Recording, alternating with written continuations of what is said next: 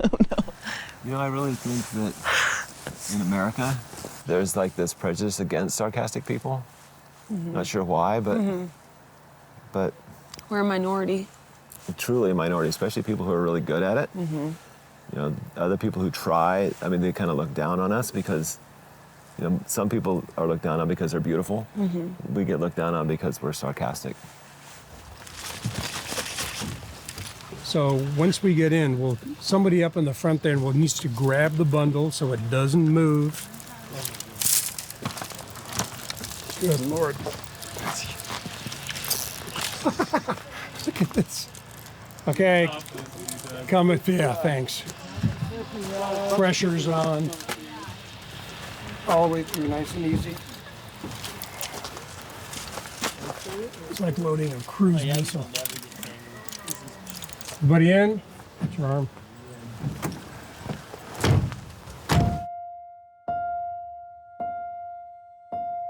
It's all in our hands, this life of time. I like Kate pulled her tooth out. Let's look at it. It's Recording. given to us all. High five. It gathers round each night, each morn. We watch it pass and grow. Mr. Baseball Man. It is all in our hands, it is all in our hands. We were inner tubing on Priest Lake. I was 2.5, I think, and my dad, it was one of like the tubes that you put the cover over so it's got the mesh bottom in it so you can like sit in it. I was 2, so I wanted like big floaty on, and he's like, no, you're not gonna, like, this is not gonna be dangerous, just come, I'm gonna have you on my lap. Like, you won't get wet, you won't get in the water, you'll be fine. And so like, I remember specifically, like, I'm holding onto the bars, everyone's prying my fingers off.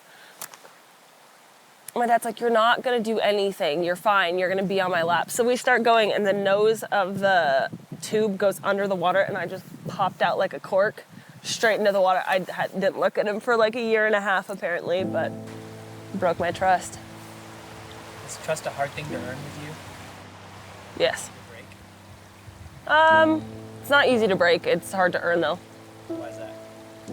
because I don't trust people.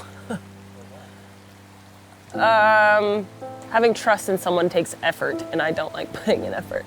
I'm very my own person. I don't really care for anybody else in it. Have you always been that way? No, more so as an adult. I think you're pretty naive to things as a kid, and so everyone's great, everyone's fun, everyone's nice, so everyone's your friend.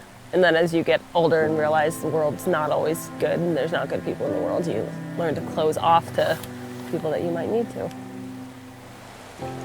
Was there a specific moment that, cluster of moments that kind of stole that innocence from you as a...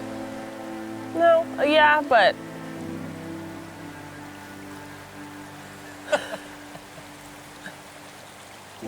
they're not necessarily comfortable to share, so Yeah, but it's, I don't know. So I'm curious about that because in your first interview, you said you were an open book a couple of times. I was more of an open book. You were more of an open book? Yes, things Okay. close off. It doesn't all happen at once, it's a process, so it's like slowly you learn like, okay, maybe people aren't always good. I mean, she's not an open book. I mean, I think she would like to say that, but I mean, we all hide things, hold things back. In this group of people, she's not gonna be a completely open book. She will give you some of the book here, but probably not all of it. I would have to say that with me, that she probably is. Always has. Yep, from day one. I know she would be talking with her friends and she'd say, you know, I told my dad this, and they'd say, you did what? You talk to your dad about that kind of stuff? Yeah, I do. And it's always been like that. And as a father, I mean, it's a good feeling that your daughter's talking to you about things, but there's also some things that I've heard that I'm like, as a dad, I'm like, oh, it just kills you a little bit, you know? Somebody said, you know, it's good that she's talking to you no matter what she's saying to you. And that's really true. Yeah, it was just a hard last year, just kind of living on my own, living in a big city, turning 21, enjoying alcohol too much, drinking away every penny I had, men, drugs, everything, kind of just like a not great year. I think I was struggling with not maybe feeling like I understood who I was because I didn't have the desire for a spiritual life at all. Because I felt like being homeschooled, I very much so not missed out, but didn't get to kind of understand life and become my own person. And so I think I had frustrations with that, where I was like, okay, like this other world is out there, you can't keep me in a sphere forever. So I had to learn a lot of life lessons at 20, 21. And so I was just I was learning life, how I wanted to learn life. I think we've worked through a bunch of stuff in the last 9 months, and even within the last month and a half, some things have happened that have been really difficult for her. Whereas a dad, I can do nothing about it. And as a dad, the worst thing that can happen to me, I feel like, is I can lose control and not have control over some aspect of her life or be able to help her out of this situation. And there's a situation where I couldn't help her. All I could do was sit and listen and hold her. I mean, I still feel that responsibility. Like, I want her to be successful. I want her not to be homeless. Those types of things, you know. So you still are helpful. You have them stay in your house. You provide for them while they get on their feet and things like that. But my role as a influencer in her life has diminished greatly. My role now is to love her as a person, regardless of where she is spiritually or physically or mentally. That's our goal as, my goal as a dad and our goal as a couple is just to love on her as best we can, with no expectations. It's always, my parents have always told us, like pretty regularly, like, we'll always love you. We're always here for you. And it was phone calls with my dad. Like, I never lost touch with my parents. It was always every week or every couple days a phone call with my parents. And just kind of talking about like battling through things, and it's always like, we still love you. Like, you're still welcome at our home anytime. Like, we still love you. We're here for you. We just don't love what you're doing.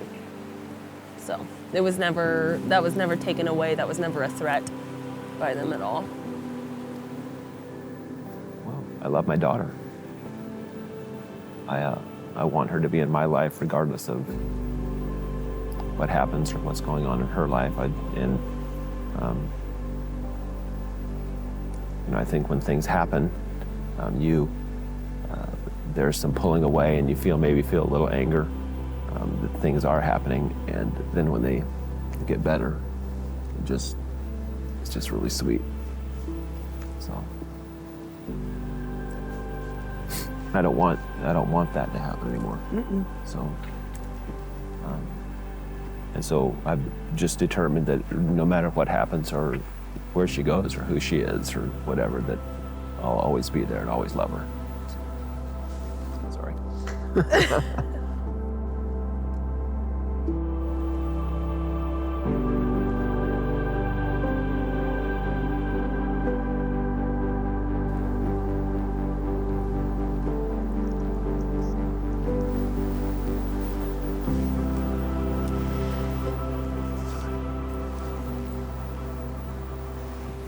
You can't do that. I feel like I lost my daughter, and now I have her back. That's it.